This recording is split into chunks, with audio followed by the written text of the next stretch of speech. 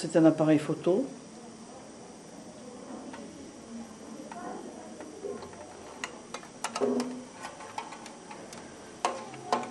La pellicule se mettait là, se clippait là. On enroule la pellicule sur le fond de l'appareil, on l'accroche là. Et après, pour l'enrouler, on enroule comme ceci.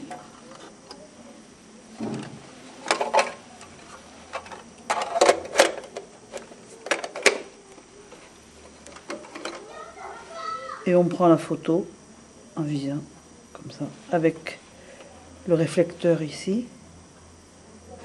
Et horizontalement, avec le réflecteur ici. On prend la photo.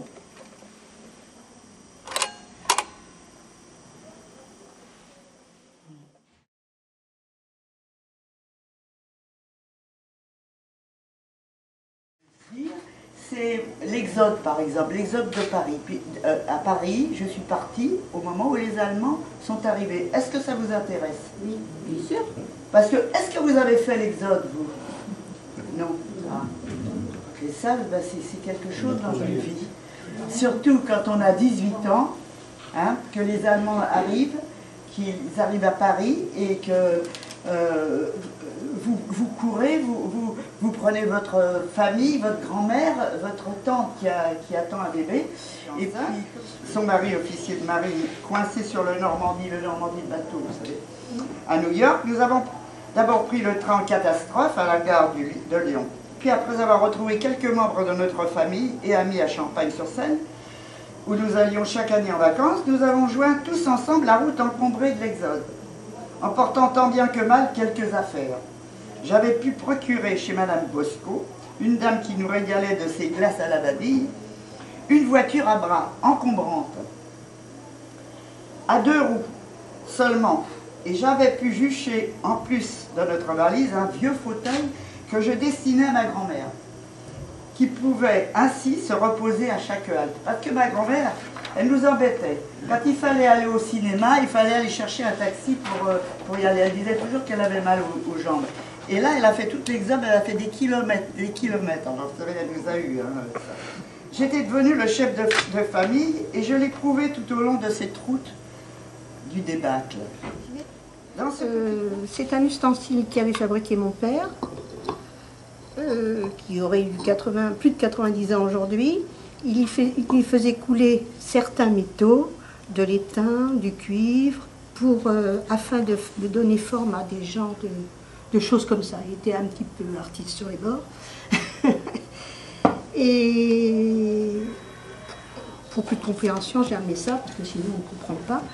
Il lui donnait des formes, il découpait, il mettait de la poussière, il vernissait, enfin il faisait un tableau comme ça. Mais c'est lui-même qui avait, enfin peut-être, il était de métier, il était dans la forge.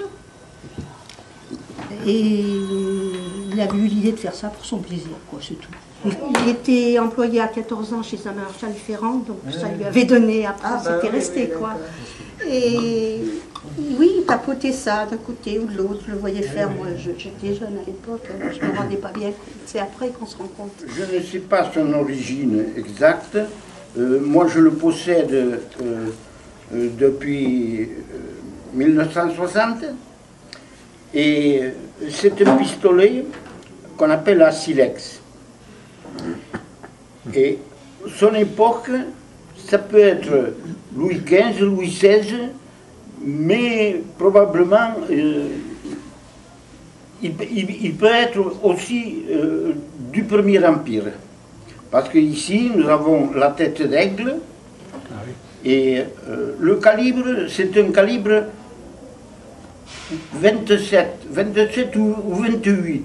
Le calibre, c'est-à-dire que avec une livre de plomb, on fondait 28 balles.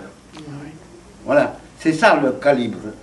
Et il se produisait une étincelle qui, si elle tombait bien, faisait partir le coup. Toutes les armes de cette époque-là avaient des ratés.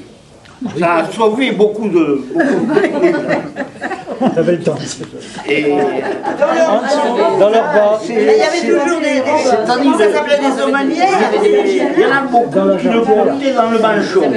Vous savez, quand ils appellent les manchons, Traînant notre valise, qui à l'époque ne possédait pas de roue, et nous sciait les épaules à tour de rôle, ma tante Paulette et moi, nous sommes arrivés tant bien que mal jusqu'à notre destination première, Champagne-sur-Seine. Nous nous sommes installés pour quelque temps indéterminé, ne sachant pas si les trains allaient circuler pour rejoindre la capitale. Autour de nous, c'était la désolation. Des chevaux morts un peu partout empestaient l'atmosphère et des chiens enragés rôdaient autour des maisons désertes. Pour avoir moi-même déterré quelques carottes, pommes de terre ou salades, ça vous l'avez pas eu ça, mesdames. Les Américains avaient des balles de cuivre. Eh bien, les Allemands, quand ils avaient des blessures, les blessures ne se cicatrisaient pas.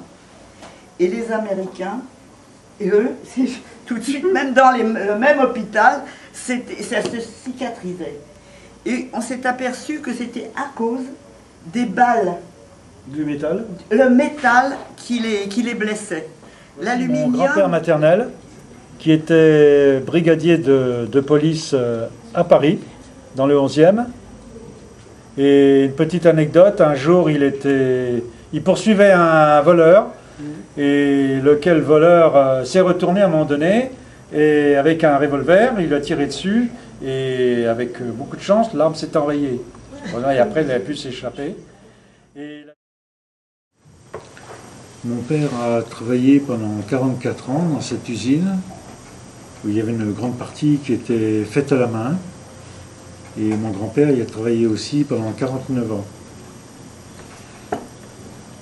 La marque qu'on voit encore ici, c'est Yeol. Ces petits points s'appellent les petits pois, tout simplement. La particularité de cette queue de billard en forme de bouteille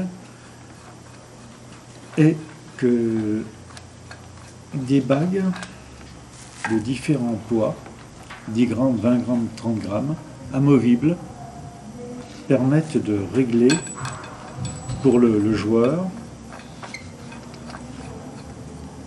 un poids plus ou moins réglable. Oui.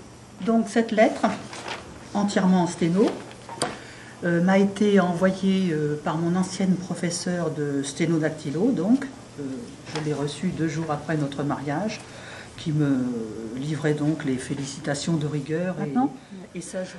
Paris, 10 octobre 1966. Chère Madame, ou plutôt chère Michel, car Michel est Madame, mais pour moi, elle restera mon ancienne élève, Michel, à qui je veux dire toute ma joie, cette joie qu'elle m'a donnée en ayant la gentillesse, dans sa robe de mariée, de me téléphoner.